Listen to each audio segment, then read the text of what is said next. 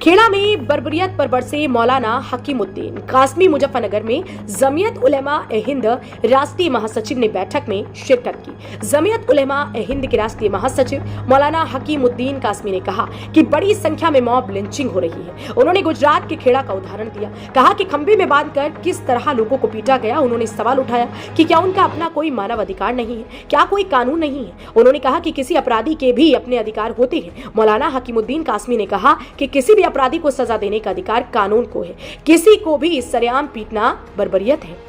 मुस्लिम समाज को करना होगा शैक्षिक उत्थान। हकीमुद्दीन जमीयत उलेमा ए हिंद के राष्ट्रीय महासचिव मौलाना हकीमुद्दीन ने शनिवार को खालापार स्थित मस्जिद उमर खां में उलेमाओं के साथ बैठक की। मौलाना ने बैठक में शामिल मुस्लिम समाज के बुद्धिजीवियों तथा उलेमाओं से कहा कि वे समाज में शिक्षा का व्यापक प्रचार प्रसार करें। उन्होंने कहा कि जब तक मुस्लिम समाज अपना शैक्षिक तौर से उत्थान नहीं करेगा, बाकी क्षेत्र में उसका विकास संभव नहीं है। मीडिया से बात करते हुए उन्होंने कहा कि प्रत्येक महीने सद्भावना संसद का कार्यक्रम चलाया जा रहा है। जनपद में भी सद्भावना संसद होनी है, उसकी तारीख तय हो गई। उन्होंने कहा कि आने वाली 13 नवंबर को दिल्ली के रामलीला मैदान में कार्यक्रम होना है। मदरसों की जांच पर उन्होंने कहा कि वहां हो चुकी। उन्होंने कहा कि मुस्लिम समाज को इस समय सबसे अधिक आवश्यकता शिक्षा की है। साथ ही कहा कि शिक्षा के रास्ते पर चलकर ही अपना और देश का विकास किया जा सकता है। केंद्र और प्रदेश सरकार के बारे में सवाल किए जाने पर उन्होंने कहा कि लोकतांत्रिक तरीके से चुनी गई सरकारें हैं और वे लोग इस देश के नागरिक हैं, इसलिए उन्हें अपनी सरकारों से डरने की क्या आवश्यकता है। उन्होंने कहा कि वे लोग वर्तमान में देश में कौमी एक जहती यानी कि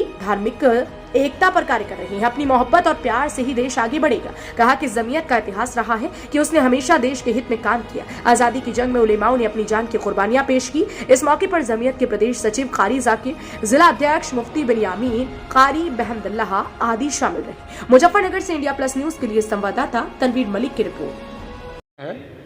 तो उसी सिलसिले में हर जिले में प्रोग्राम मीटिंग हो रही है।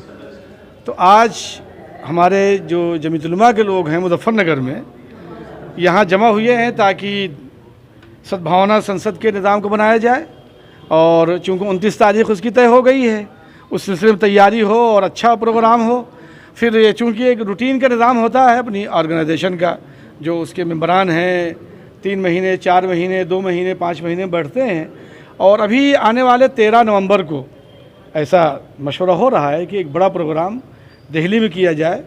तो उस सिलसिले की आमद हुई है और वही गुफ्तगू बातचीत हुई। इन मुद्दों को लेकर ये 13 तारीख मौलाना साहब जी वक्फ की संपत्ति की जांच हो रही है, मदरसों की जांच हो रही है, क्या कहेंगे आप? देखिए, हम जांच तो हो गई, अब क्या कहेंगे। और पहले भी हमने कुछ नहीं कहा, जांच शुरू थी, हम जांच होती रही। लेकिन यह है कि जांच के बाद क्या होने वाला है वो देखेंगे, फिर बात करेंगे।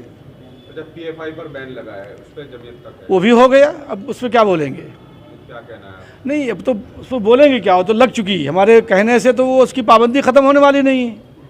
या अगर आप कहें मैं बोलूँ ख़त्म हो जाए तो बोल दूँ। जिस तरह से सक्रियता सामने आई है PFI की, तो उस पर क्या कहना? देखिए, इस वक्त हम सद्भावना के ताल्लुक़ से सफ़र कर रहे हैं। हमारी पूरी गुफ्तगू सद्भावना ही के हवाले से होनी चाहिए और इसी मकसद के लिए हम लोग यहाँ आज पूरा ज़िला जमा हुआ है। मतलब क्या मुस्लिमों में अभी भी सरकार को लेकर कोई डर बना हुआ है? डर किस चीज़ का है? हम इस मुल्क के शहरी हैं, हम इस मुल्क के शहरी, हमारा भी हक़ है। और वो हमारे मुल्क में हुकूमत कर रहे हैं, वो हमारे जितने इस मुल्क के दीगर लोगों के लिए वो जिम्मेदार हैं, उतने ही हमारे भी जिम्मेदार हैं। हमें किसी तरह कोई डर और खौफ नहीं। क्या मैसेज देना चाहते हैं सर आम जनता को?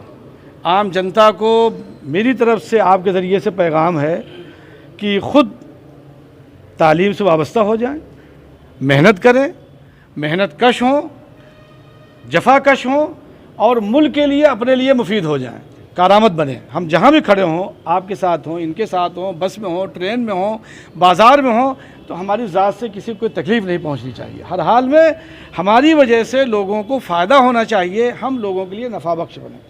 ये मेरा पैगाम है। कासिम साहब, आपने भी एक कहा अंदर कि मॉब लिंचिंग को लेकर सबूत इकट्ठे करो जमीयत के सामने रखे, तो मॉब लिंचिंग दोनों तरफा से होती है, तो क्या दूसरे समुदाय के साथ भी आपकी जो भी कर रहा है वो गलत कर रहा है, जो भी कर रहा है वो गलत कर रहा है।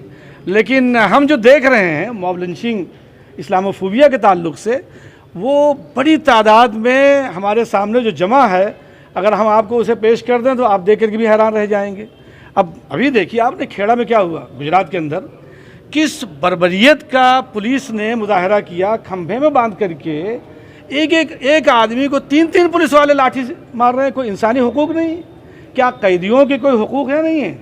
एक आदमी जेल में तो उसका भी तो हक है ना। एक आदमी अगर मुजरिम है तो उसका भी हक है। तो सज़ा तो उतनी होनी चाहिए जितना उसका जुर्म है। सज़ा से ज़्यादा आप उस पर खंभे में बांध करके लाठियां बरसा रहे हैं और सामने लोग खड़े होकर के तालियां बजा रहे हैं, तो ये किस कदर तकलीफ देह सूरत हाल है। आपको सोचिए। कहीं से एक नारा चला था सर तन से जुदा, और उसके बाद कई जगह ऐसी घटनाएं भी देखने को मिली, क्या कहेंगे आप? हमारा नारा ही नहीं था तो हमें मालूम ही नहीं।